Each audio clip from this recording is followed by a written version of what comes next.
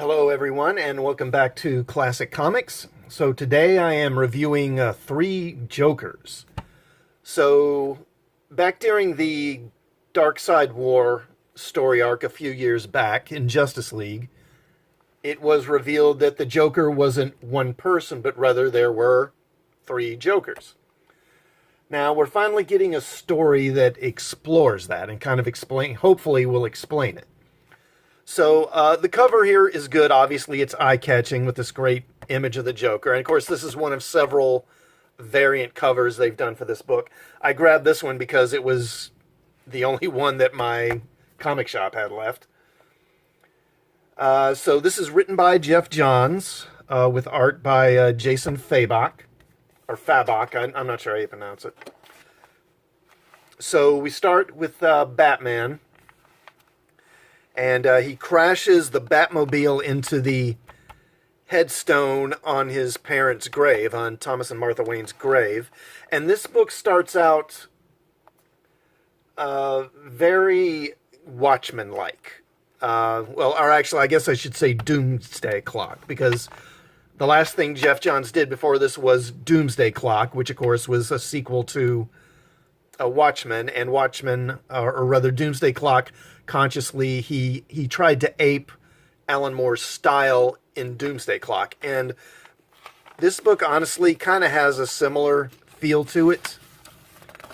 They tend to stick very much with this kind of standard 9-panel layout that you saw a lot in Watchmen, and as you can see, like, there's several pages like this where we start on a particular detail, and then we pull out to see the surrounding scene. Batman crashes the Batmobile into the tombstone. Then he gets out and you see he's bleeding, and he staggers up to the manor. And then another one here, again, focusing in on a detail, which is something you saw a lot in Watchmen. Focus on a detail and then pull out to see the greater surrounding scene. And also, not much dialogue. There's only like 3 or 4 lines of dialogue until about page 8, where we finally start getting regular dialogue. Before that, it's mostly just images. And it's great. I mean, the work by Fabok is really good. So, Batman has been injured again, and he's got like a wound, a laceration in his side here. And Alfred is stitching him up, and obviously this takes place. I'm not sure if this is in continuity or not anymore, because originally that whole thing with the three Jokers, that took place during, I believe, the New 52, kind of the last months of New 52. So after Rebirth, not Reebok, after Rebirth, I'm not sure if this is still in continuity or not. If it does, it takes place in the past, because obviously we've got Alfred alive still. And we get a look at all the injuries, or a lot of the injuries Batman has had over the years. And then we get his origin again, which honestly I could do without this. Then there's a news report on the TV, and we find out that the Joker has killed some members of a mafia family that the Joker had been hunting down for several years. Then we go to Barbara Gordon, who sees another newscast where we find out that the Joker has murdered a stand-up comic, who in his early days dressed up like Batman as part of his stage act. And then we see Barbara taking a shower, and of course we see the bullet wound from when the Joker shot her back in The Killing Joke, way back in the mid-'80s. Then we go to the Red Hood, and he's beating up some of Joker's goons, trying to find out where Joker is. And then we get a flashback to, of course, the scene where the Joker beat him to death in the Death in the Family storyline back in the late 80s. And he wants to know where the Joker is. They don't know. Then we go to Ace Chemicals, and we find that the Joker has been to Ace Chemicals and has stolen a bunch of the chemicals, like a whole vat full of chemicals. Apparently the same chemicals that made him into the Joker. And he has left behind 3 corpses, all dressed as the Red Hood, the original Red Hood, like he did before he became the Joker. And all 3 of these guys have been, of course, Joker gassed. And they're trying to figure out who these guys are. And then Batman shows up. And, of course, there's discussion about, of course, the Joker has committed all these different crimes in the same night. And they can't possibly all be the same guy. So they're talking about, are there multiple Jokers now? Are these other 2 imitators? Is one of them the real Joker? What is going on? Batgirl shows up too.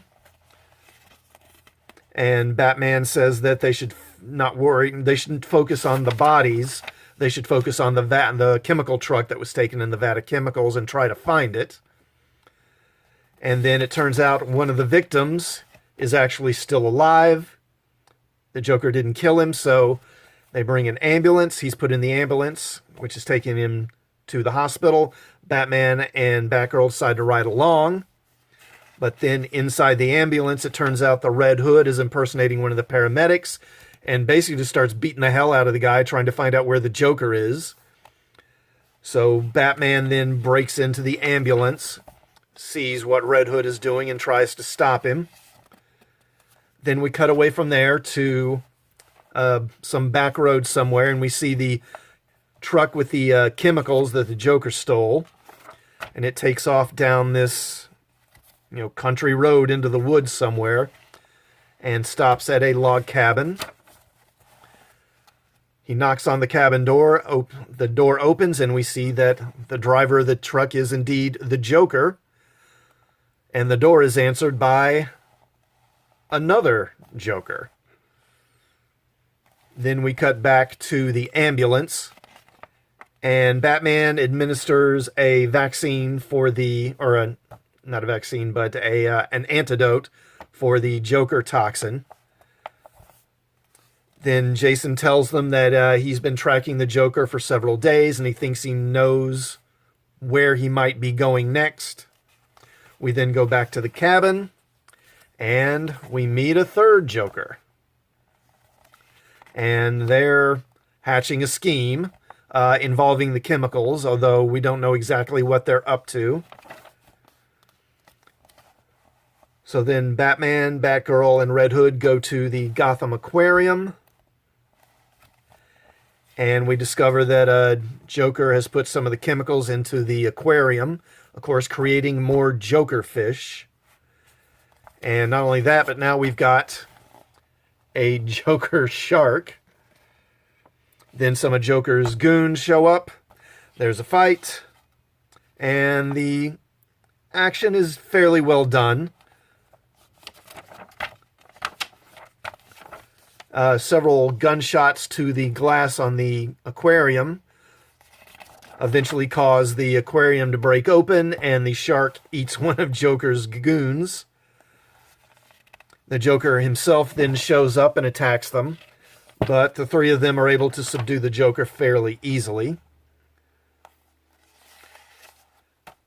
And then they get a call from Gordon saying that he's cornered one of the other Jokers in a building. So Batman says he'll come there to help out.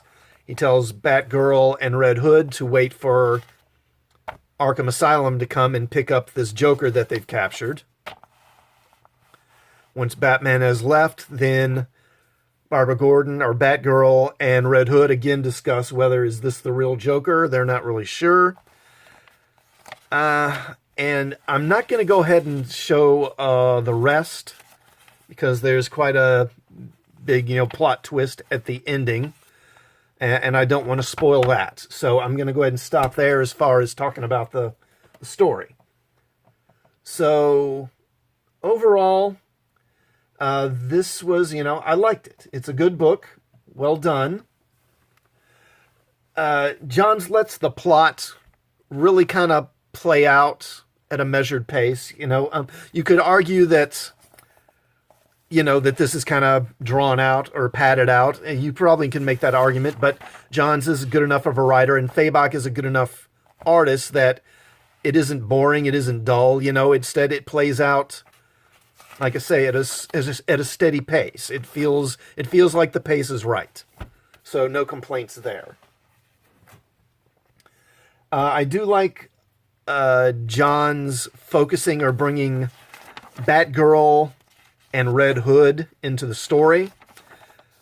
Obviously, given their history with the Joker and what the Joker has done to them in the past, having them confront the Joker again, it provides a lot of good drama.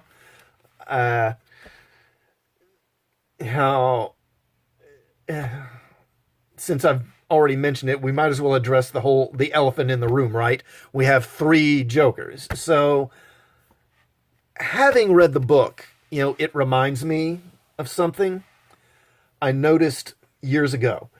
So I think this was back in the 1980s when John Byrne was on the Fantastic Four.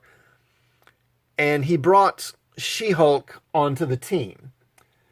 A couple of issues in, I noticed that I really wasn't bothered by She-Hulk being on the team, and Byrne changing the lineup. I mean, the FF is, Mr. Fantastic, Invisible Girl, Human Torch, and the Thing. That's pretty much the way it's supposed to be. And generally when they change that up, I don't like it. But I noticed that I didn't mind She-Hulk being there instead of the Thing. And it made me realize that if another writer had done that, I probably wouldn't have liked it. I probably would have hated it. But Byrne was so talented that I didn't mind the change. It made me realize that when they make changes to characters or teams and the fans don't like it, it's because the writer just isn't good enough to sell the idea to the reader.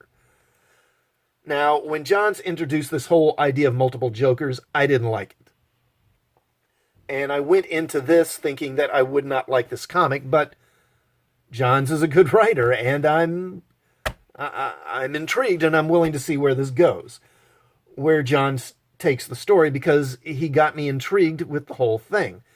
So a thumbs up on this one. I say check out 3 Jokers. It's pretty good. So, have you yourself already read this comic? If you have, do you agree with my review? Let me know in the comments, and please subscribe to the channel and hit the bell for notifications, and I will see you all next time. Thanks for watching.